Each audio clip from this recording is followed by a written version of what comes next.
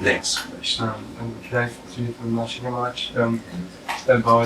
the importance of chanting the holy name, because yesterday you described so beautifully the very essence to become the servant of a Vaishnava. And I myself at least have problems to be always inspired to chant and to do it in a proper way, and I would like to hear some words. Right, you're in the under 20-year devotee category? You've been a devotee less than 20 years? Or you haven't really decided that you're going to be one yet? It takes about the first 20 years to complete the decision that this is what I'm going to do. Correct. And then we say in the second 20 years, the journey begins. So the first week is whether I'm going to bloop after the Sunday feast, and then it kind of gets a little thinned out, and you think about going back to school, and you think about this, and you think about that. But after about 20 years, pretty much you leave all that, and then you get very focused. So, but you should try to be focused now. And service facilitates chanting, chanting facilitates service. I gave some example the other day somewhere that it was a simple thing. We used to tell, devotees that chanting means, "Oh Lord Kṛṣṇa, please engage me in your service." There was some meaning we would get talk about that. So the story is there's a devotee sitting in the temple, chanting his rounds. And the temple commander is roaming around looking for someone to clean the Kṛṣṇa hall. So he looks in the temple and he sees this devotee chanting. And he calls his attention and says, "Prabhu, can you come for some service?" So he goes, "I'm chanting." So we were saying that chanting is praying for service. So when that service comes, take the opportunity. Don't shy away from service. That is something we can do easily. Chanting purely is more difficult, but everybody can clean a floor. Everyone can move a broom. Everyone nowadays can run a computer. You can do varieties of service. In fact, someone joins the temple and they're very good at photography or they're very good at computers. We just plug them right in, and all of a sudden they're helping us on our web design. You cannot chant purely in the beginning, but they don't have any aptitude for it. For years and years, I couldn't even understand how I am not the doer. Basic Bhagavad-gītā sloka, you are not the doer. And I would go, what do you mean I'm not the doer? I'm pulling my ears, I'm beating my chest. Why do you say I'm not the doer? I can stand up, I can sit down. It took me years. I didn't even know what transcendental meant. I didn't even know what that meant for the first year. I was very slow at philosophy. And the first thing I ever wrote, temple present, like, turn it upside down. I couldn't figure out, am I looking at this properly? Who wrote this? It was so disoriented. But what I could do is I could work hard and scrub pots. So I didn't have a mind to understand the philosophy. I certainly couldn't chant purely, but I could do that scrubbanam mappanam. That's what we called it. Shravanam kirtanam, scrubbanam mappanam. And that was a saving grace, that pile of pots after every offering at the back door of the church. So there we can begin service. In some old tradition in Gaudiya, you're not even allowed to chant the holy name. You don't join and you don't get a pair of beads, you don't get any of that stuff. You get a broom and a mop. And you're told, don't chant. Listen. Hear. Those who are experienced chanters, they're chanting. And there's, in those days, maybe there's Kṛṣṇa B.G. Gosh, there's Bhakti Siddhanta leading the kirtan. We don't need to hear you. You're bellowing out in the corner. You hear him and you hear them that are around him. They're chanting purely. Then the name would enter purely. It wasn't just one time over, chant Hare Krishna. That was the pure name descending. No, the ears are full of all this stuff stuck inside. So that was their system. Well, you know, when things came to the West, they changed. Śrīla Mahārāja used to say, Swami B.G distributes the Holy Name like water. So sometimes I thought, does that mean it was very thin? No, it meant very freely. We have no problem to distribute water to people. I mean, it's readily accommodatable or easily accessible. So, but anyway, they used to have old systems, you know. If somebody comes down and wants to join the temple, wow, we almost show them a bed in 10 minutes. But if you go into the history, say, of Japan and China, you come to join an ashram, or you come to seek out a guru, and you ask for initiation, they told you no. It didn't matter who you were. It didn't matter if you were the king's son, they told you no. And they shut the door. And you stood outside for, I don't know, historically I've read stories of people stood outside for a month in the snow. Just waited and waited, and finally, the monk or the guru, he looks up there and he goes, looks like a sincere one. Bring him in. But a lot of people go, damn, it's cold out here, I'm going back to the village, and they go away. And they used to have very trying systems. When Bhaktisiddhanta asked for initiation from Gorakishore, Bhaktisiddhanta, his son, Gorakishore, he said no. No. He didn't say yes, he said no. I mean, I've seen people, they'll ask initiation the first time from a particular guru, and they'll say, no. You can chant, you can do this, and they go, okay. And then they go to another temple, and their guru shouts. They're looking for something. Well, the guru is also looking for something. And there may be a test. We may be told no. And if we go away, well, then we've saved ourselves a big headache. So, yeah, well, how many go away anyway? So the guru is looking for something. He's looking for sincerity. He has something that his guru has given him.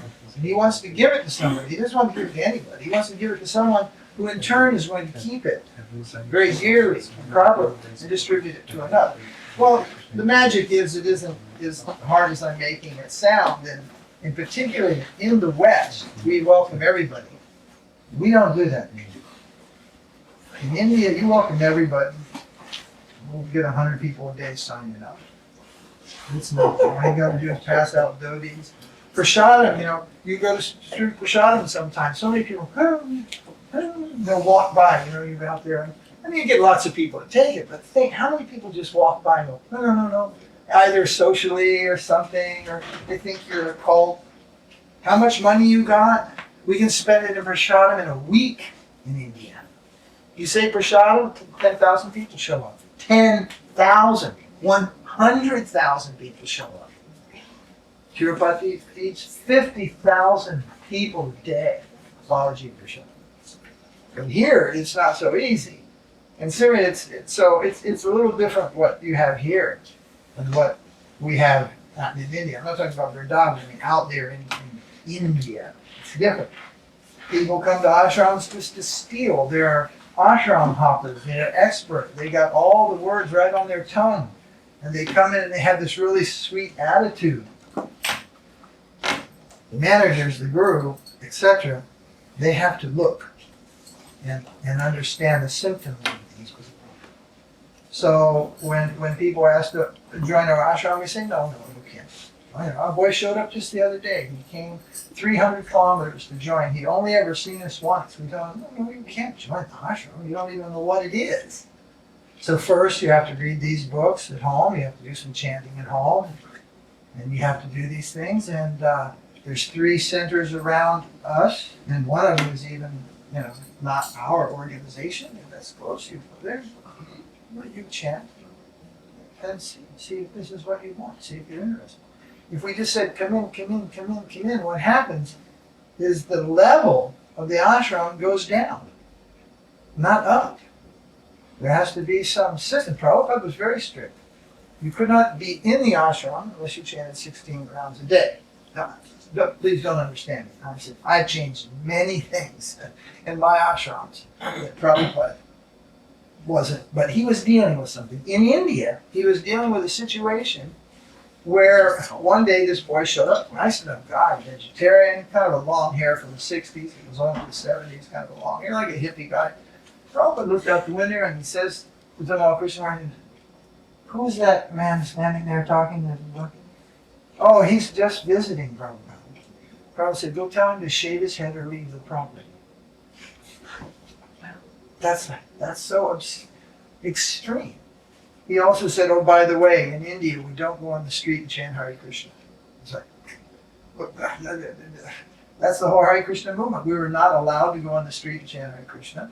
Anybody that had long hair was asked to leave the property. They weren't even welcome to stay for Prashad. Do you know why? Because India is not Germany, it's not America, and the government was in a state of emergency. The CBI was saying that Hare Krishnas are one of two things. They're either useless drug-smoking hippies or they are CIA. And he didn't want the chief minister of Maharashtra, who would be like the governor, the vice chancellor of Germany, driving into the temple and all of a sudden looking over and seeing, some Western guy standing there. And then the vice chancellor or the governor would go, oh, they are hippies. Turn his car around and leave. That's how much was at stake. And you know who goes out in India and goes bang, bang, bang, bang, bang, bang? All the Naga Babas and guys with the whips, whack. And they crack the whip, bang the gong. And nowadays, even chant Hare Krishna and beg with a cobra in a basket.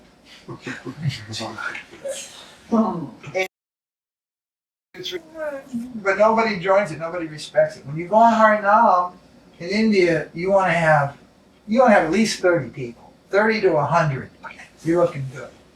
I mean, Hari-nāmas happen there with 1,000 people.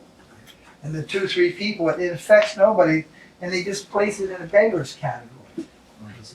So, in different situations, it's different.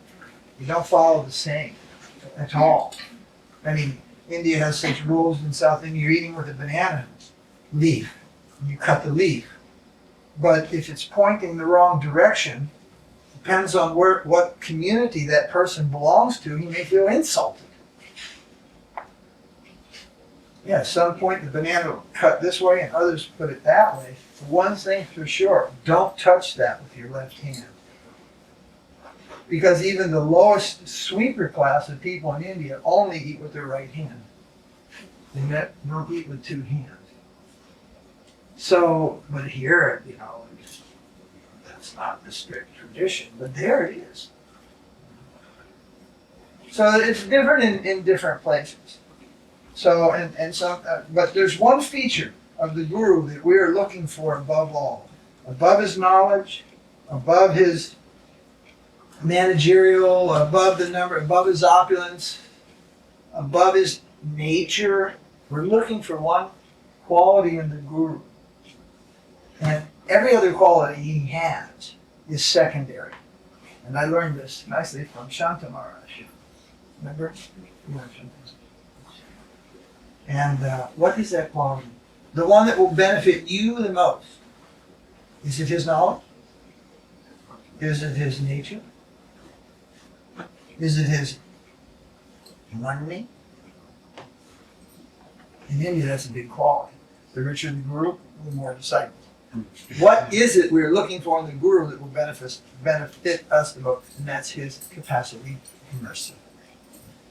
Kripa Sindhu. We're looking for, because if we're looking for his justice, I'm done. If I call for justice, I'm finished. Because I've done so much wrong, and if justice comes, I'll be finished. The knowledge, well, that too. The most desirable quality that we seek in the Guru is his mercy. Because he is an ocean of mercy. So when we find that mercy, then we are confident in all arrangements that he makes for our spiritual advance. He may have a study, he may accept people easily, he may not. He may have somewhere in between. But when we are confident that everything our Guru is doing is push forward by his wanting to be merciful, then we feel very, very safe, and we will not feel uncomfortable with his arrangement, although his arrangements may be different than someone else's. In the old days, the teacher wants you to learn, and they're kindly spending time with you in the lessons with a stick in their hand. They used to walk around. The Zen masters walk around with a stick in their hand, and when the student falls asleep, they whack them on the shoulders. I'm thinking sometimes they walk around with a spray bottle and go and spray water in the face. Have you seen that? There's a man in Bhagavatam class waiting for someone to fall asleep and squirt water. I saw that in New York. All right, short answers are good. So what's good is service and guidance from our guru. That is everything. Not thinking I need to learn, like we crossed the point yesterday. The guru wants you to serve and just simply serve in a thing. Don't do it. Don't think, oh, I'm not studying enough. I need to study. Even reading Srimad Bhagavatam, Śrīla Narasiṅgha Mahārāja emphatically pointed out, may simply be knowledge searching and have nothing to do with devotional service at all. In fact, in his time, you were not allowed to read Srimad Bhagavatam or to preach Srimad Bhagavatam unless Bhaktisiddhanta authorized you. You couldn't just sit down and start giving a class from Srimad Bhagavatam. It was Yajabar Mahārāja. Yajabar, one of his more prominent disciples, was a very capable person, and then at one particular time, as Srimad Bhagavatam was mailed to him by Bhaktisiddhanta, and upon receiving the Bhagavatam, then they all understood. He wasn't Yajabar Mahārāja then. No, he will speak knowledge. So, our Guru Maharaj told everybody to go out and preach. He told the children to go out and preach. He told the ladies to go out and preach. And he wanted everybody to be able to sit down and give the Bhagavatam class. His guru was extremely different. What we say, Prabhupada distributed the mercy of Bhaktisiddhanta. He became the distribution hand for Bhaktisiddhanta's mercy. We don't see a difference. But yet, yeah, there's a difference. And we were told, don't read his books. Can you imagine if I told my disciples, don't read Prabhupada's books? And be like, we've got to reassess a few things here, you know. That might be a problem. But I tell my disciples all the time, don't read my godbrother's books. And if you want to, you have to ask me specifically. Because they're all not the same. For very, very many reasons.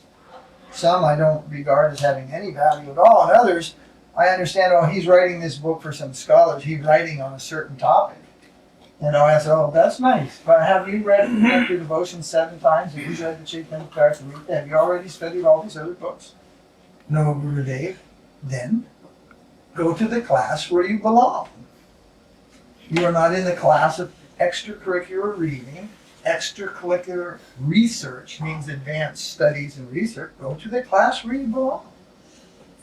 And another very sensitive thing a disciple should feel, why I should want more knowledge than my guru has. And that's what happens if you start reading books in your quest for knowledge of Kṛṣṇa, and you read books that your guru hasn't even read. That can become a problem between the guru-disciple relationship. The disciple can then easily begin to feel, oh, Gurudev doesn't have enough knowledge. I see, I know this, and I know that. Bhaktisiddhanta considered himself as a fool in front of Gaura Kishore. Gaura Kishore couldn't even write his name. He couldn't read. Couldn't read. Bhaktisiddhanta was he was a genius, a scriptural genius. He had a Shrutidhara memory. He was capable of writing in several languages, composing Sanskrit poetry, Bengali poetry in other languages. But in front of his guru, he felt himself the fool, and his guru was uneducated and couldn't read. So he knew how to protect himself. And some say for that reason, Bhaktivinoda Thakur directed him to Gaura Kishore also, that he would be saved from scholarship. Pūjā is another thing. So you have to be saved from pūjā. What we call pūjā doesn't mean necessarily worshiping the deity, but there's a certain enamorment in pūjā, and that will sometimes be more prevailing in us than the name. So if that be the case, we have to be saved from pūjā. We have to be saved from knowledge. Many things which are sometimes beneficial will have to be saved from. Again, it comes back to our Guru. If we have faith in our Guru, then we will have a happy life in Krishna consciousness. And his guidance will be sufficient for us, and we will feel that. And we will begin to glow. But if we try to strike out on our own to be so many or any things, we will not glow so bright. So every answer, every question, you can come down to Guru. In the absence of Guru, two things will come to aid in his place. But I can't remember what they are. Can you remember what they are? Sadhu and Shastra. Sadhu and Shastra. But when Guru is there, Sadhu and Shastra, they're secondary. They're secondary. In his absence, then they become full. Because they are the words of Guru Dev, they are the words of previous Gurus, they are his writings and all these things. Then they become full. So when we can access our Guru for anything, and however we may take guidance from him, that is more important. Taking from him. Like the other day, sometimes questions are not placed properly. Where's Devakinanda? There he is. He was saying he just didn't think the question through. He's saying we don't have much experience in installing deities. He just didn't think the question through in language how to place it. We are with our Guru, we are competent, we have so much experience. There are rules, man, there are rules. Write them up and down this floor 10 times about archana, about puja, about how to do ashram, this. But if our Guru is there, and his sanction is there, we are expert in installing the deity. We may add this part of the ritual and that part of the ritual and so many things. But if he is not there, and we are trying to do on our own, these rules will fail us. All these rituals will fail us. Everything comes to Guru. And Guru will point to the Holy Name and his Guru. When Prabhupada installed Kṛṣṇa Balaram, we had all the big Pandits come to Vrindavan. They did a thing for 3 days, 24 hours a day for 3 days. And a whole big thing they did. And of course, nothing compared to what they do in South India, but they did this huge big thing. And Prabhupada whispered to his secretary and a few others, actually, we are installing Kṛṣṇa Balaram with the Holy Name. And all services must be accompanied with the Holy Name, otherwise they don't connect in Gaudiya Vaishnava. Sri Vaishnava is nice, they do many things, they're beautiful deities, but it's like mum's the word. Nothing or some mantras glorifying the deity, but almost never kirtan, the Holy Name. So, all service accompanied by the Holy Name, service will help us continue.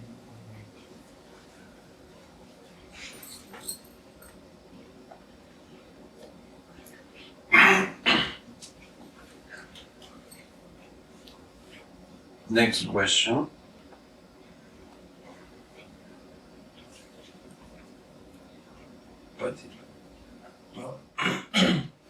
Maharaj, yesterday you mentioned something very interesting, that we as souls actually are not a part and parcel of Krishna, but part and parcel of the serving energy of Krishna.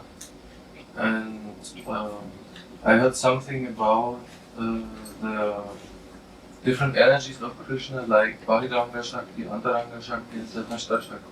And that the souls belong to Tatastha Shakti. That was it. I was trying to remember the internal, external, and marginal. Yesterday I was stumbling, I was going, what is it? No one was helping me, right? Antaranga, Bahiranga, and Tatastha. But then the explanation is that the marginal belongs to Antaranga Shakti. It belongs to. That's where this line of thought develops.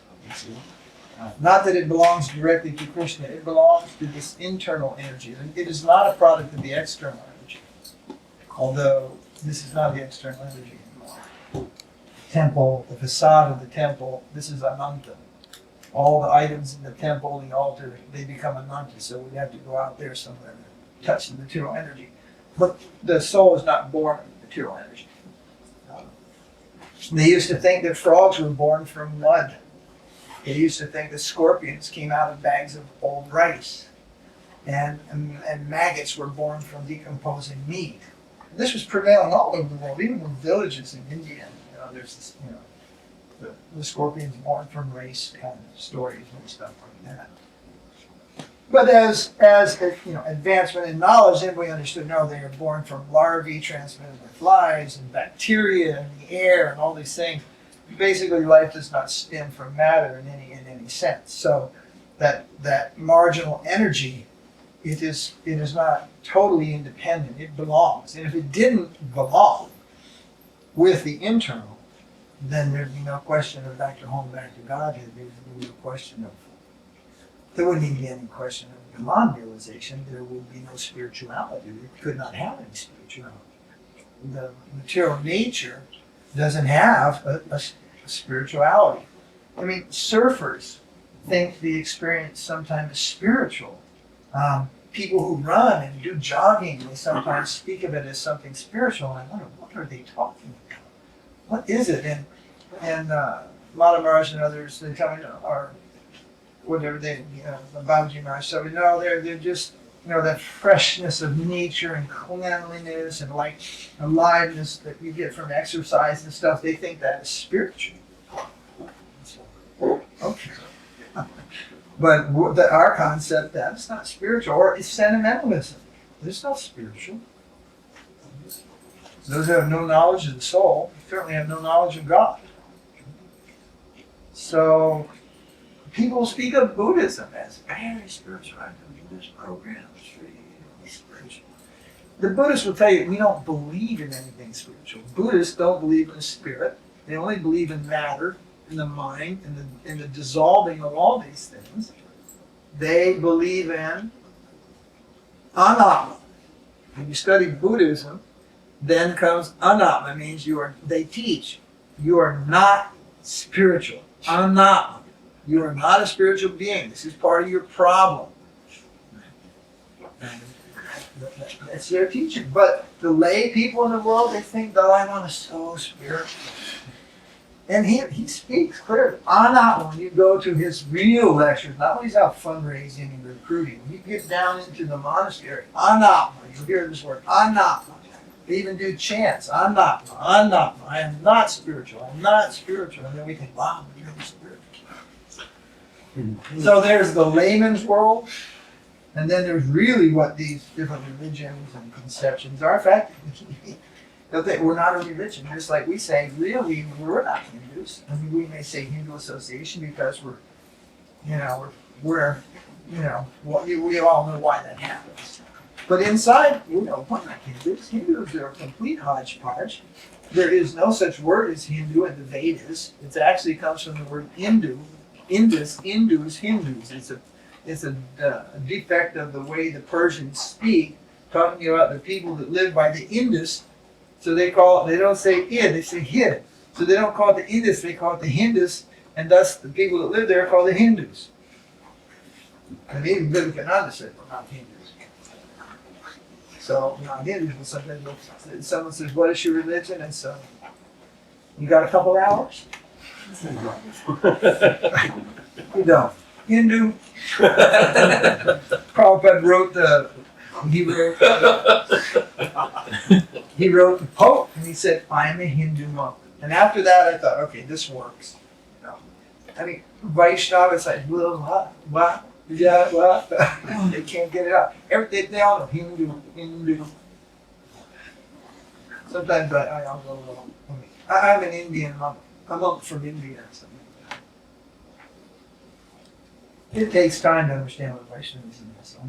Personally, I'm still working on it. I probably haven't done this much. Yeah, so the soul belongs there in the internal energy. Otherwise, it could not have anything spiritual. It could not even have knowledge. It couldn't have anything. It must be on that side. to have any of these things.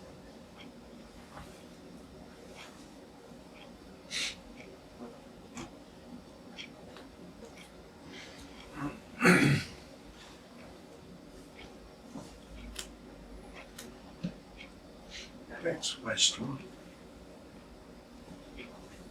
Last question.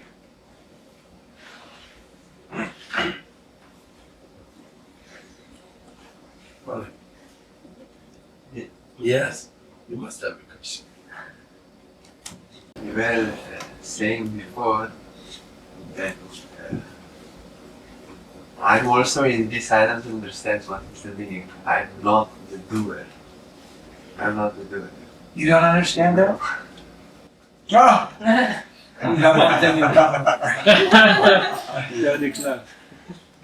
Yes. But, so if you start walking around, someone says, could you open the door? And you go, I'm not the doer. It's like, you have to talk. And that's usually the way we approach Krishna consciousness. We hear we should be humble, so we start slumping our shoulders, putting our heads down, trying to be humble. That's not what it means to be humble. We can't just be humble. Although in an argument we might say, look, Prabhu, be a little humble. It means like tone it down, quit, get off the high horse, come down. But the real humility isn't just brought to the center like in an argument. If somebody's arguing, they say, Prabhu, be a little humble. What we mean to say is just like bring down the volume of your voice, get off the anger. But the humility which we're searching for cannot just be, it cannot just be practiced. And if it can, it's practiced through service. You have to be humble to serve. So you're not humble, but you can begin to try to serve. You can offer some service. And service in what? Like somebody says, well, we're putting this magazine together, and since you know typing, you go, yeah, sure, I can put this magazine together. And you start going. It's like, or so you're invited to come into the kitchen and cook, and then you just start doing your own thing. Well, that's not service. They ask, Prabhu, can you cook? You say, yes, I can cook. What would you like me to cook? You ask the head of the kitchen, the head of the director, what would you like me to cook? Oh, they may say, well, what do you like? Whatever you like. Sometimes I'll tell the devotees in our ashram, I'll say, well, what do you think? What do you think we should do? Well, Guru Maharaj, whatever you decide. What I decided was, what do you think? I want you to, what do you think? So real service means if our Guru asks us to think. And if he doesn't want us to think, well then just be quiet and do what he asks. So there's lots of types of service. Some are, but first, like one devotee, he was with us for some time from Germany, and he said, I have so many qualifications. And I was thinking, well, I can see one of them, I tell you what it was. And he was saying, I have so many qualifications. I had my own business, and I had this, and I had that. And he was feeling very frustrated. And I said, well, probably when you realize you don't have any qualifications, then Krishna may allow you to use some of your so-called qualifications to serve. And Giri Maharaj, one of our, pillars of our ashram, he was in Gurukul for 15 years. He learned, by heart Vishnu Sahasranam, Purusha Sutta, and every other sutra, and stotra, and everything, and another couple thousand verses. And he used to do 2 fire yajnas a day for over 10 years, and they had all this training, and they learned all this stuff about mantra. And he came to our ashram, and he was wearing the wrong dress, he was wearing silks, and all this stuff. When I analyzed him, it's like everything was wrong because the first connect was not there. Right? So he toured with Madhava Maharaj for a while, and after some days, and he'll see this film, and me telling the story. And he came back, and he says, it was about after 3 months, and he comes to me and he goes, I just realized after being with Madhava Maharaj and visiting the devotees of Śrīla Narasiṅgha Mahārāja, nothing I know is of any value in Krishna consciousness. And I said, well, that's great. Now we can use some of your learning. And I had to teach all the boys in our ashram all the mantras that he knew, not all the ones for yajna and how to do them, deity installation and do all that. But until he realized that all of this is peripheral, until he realized that if you don't know the essence, then all this other stuff is useless. And when he actually realized, he said, okay, now we can use this.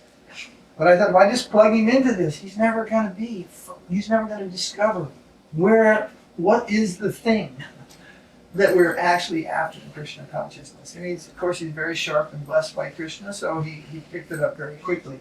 First realizing, I don't know anything.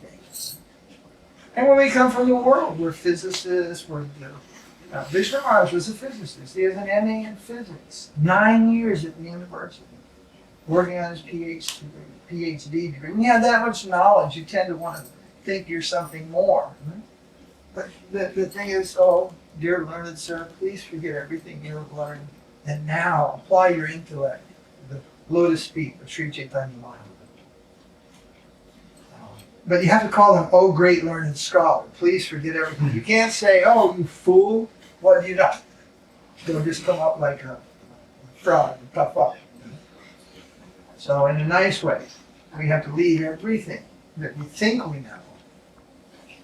Then Gurudev can teach us what we should know. And then by Krishna's arrangement, yeah, we did learn something in the world. We did learn how to not lose money. We did learn how to drive a car. We did learn things that we can use for the service of Krishna. But it boils down to surrender now and service after. Not service and then surrender. No, real service begins after service. So that's what ashram life is all about, learning to be submitted. Living in a community is tough. Very hard on people. We share so many things in common. It's very, very difficult. Communal life. A communal life has a great value because it's many working for one, working for the center, that one being Krishna. So it has an advantage. And when we're independent, even as a sannyasi, or an independent brahmachari or a householder, a little scope of danger enters in there, you see. And therefore, only those who are very established in Krishna consciousness should have what we call independence, living independent activity. Otherwise, we'll go off.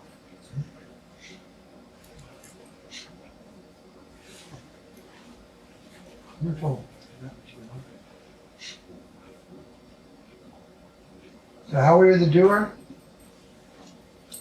we cannot explain, but for sure, in time, it's just like the sun rises, it's all cloudy, the sun comes up, and the next thing you know, you look out the window and it's a bright, sunny summer day. And that's the way it is with Krishna. Eventually, we see how he makes all arrangements. He is doing everything. He is controlling everything. It's like seeing the sun in the sky. What did a man say?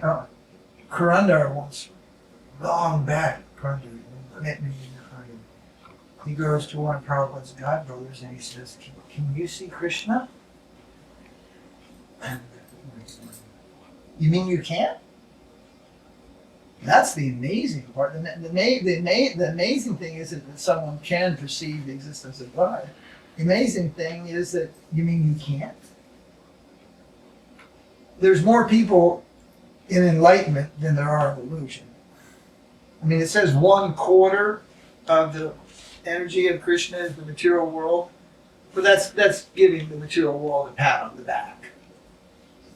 Because one atom in the spiritual world is infinitely greater than all the material worlds combined. No amount of the finite can equal even a fragment of the infinite. It's not possible.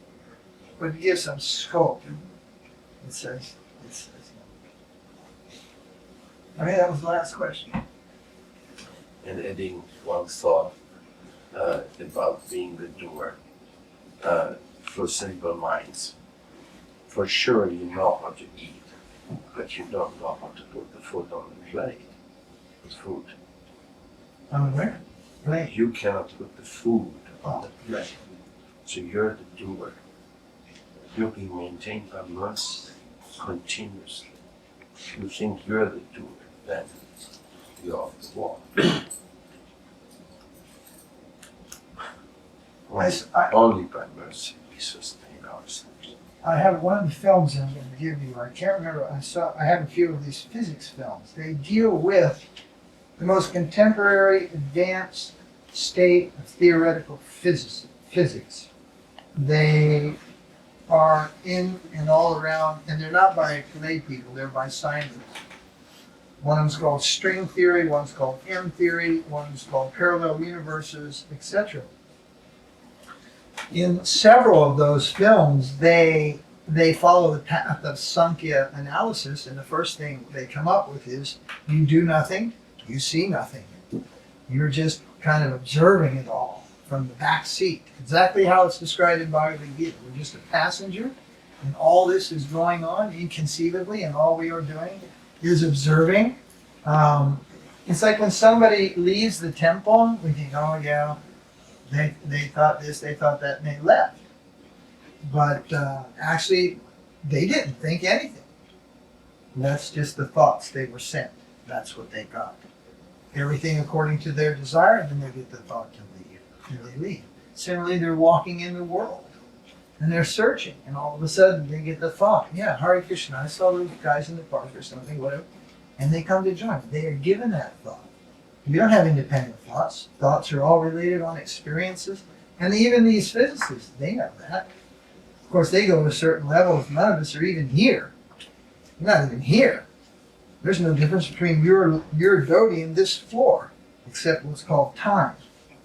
And given enough time that your floor and your cloth can just merge together. The way they see it, there practically isn't any difference. The atoms are just moving. Things are moving right through you, going right through your body. Thoughts, all kinds of sound frequencies are just penetrating us at every level. And it's like an art. It's like, have you ever seen these guys that publish books? I don't have a book, but if you hand a new book to Ramdas, you know what he does with it? He puts it upside down and looks down the spine. See how it's bound together. And he feels the paper, and he smells the ink and thinks, read it. But if you're a book publisher and if you're a devotee and somebody, here's a new book of Śrīla Narasiṅgha, you just touch it to your head and go, wow, and open it up like this.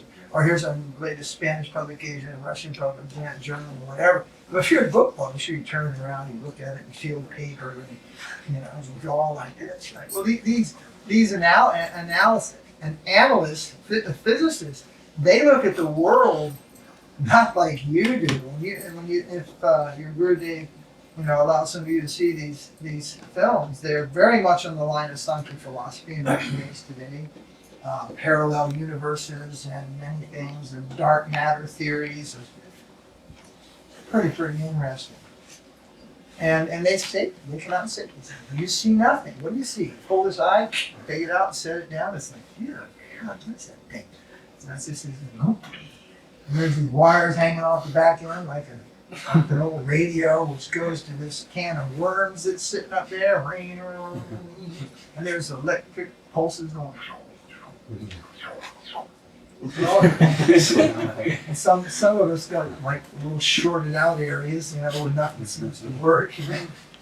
What is the brain? Well, what is the brain? What is seeing? What is the eye? Well, a lot of it's just what you think. They say what you think, and then they get into what is think. And this gets like very impersonal, very impersonal. But what they don't notice yet is consciousness. They're struggling not to have to accept consciousness as part of a understanding of the universe and understanding of life. That's where when you add consciousness, and then that's not enough. Then everything consciousness. When you study philosophy, when consciousness entered the universal being didn't move. After all the elements assembled, nothing happens. Then consciousness entered, and you think, okay, now the world's like alive. Nothing happened. Then superconsciousness, subjective consciousness entered the universe. Then the universe awoke. It became aware. So not only do they have to come to accept consciousness, they have to come to accept superconsciousness. So you can say super soul, subjective consciousness, But that is there. And until they do, they'll have always a misgiven understanding of life and universe, what's good for us, what's bad for us. Everything. But they know right now, we see nothing. And the thinking thing has really, really got them at a loss what's actually going on. So in other words, they're also not, we're not the doer. And now sometimes they use the word condition. It's like, whose books they read, you know?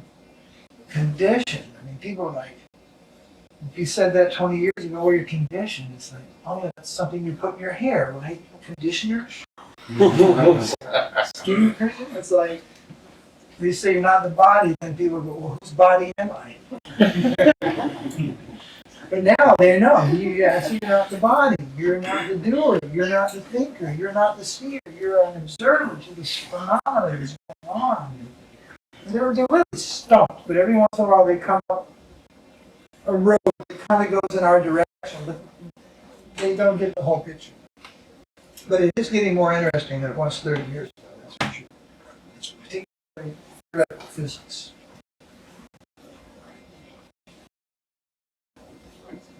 Hari-bol. Oh.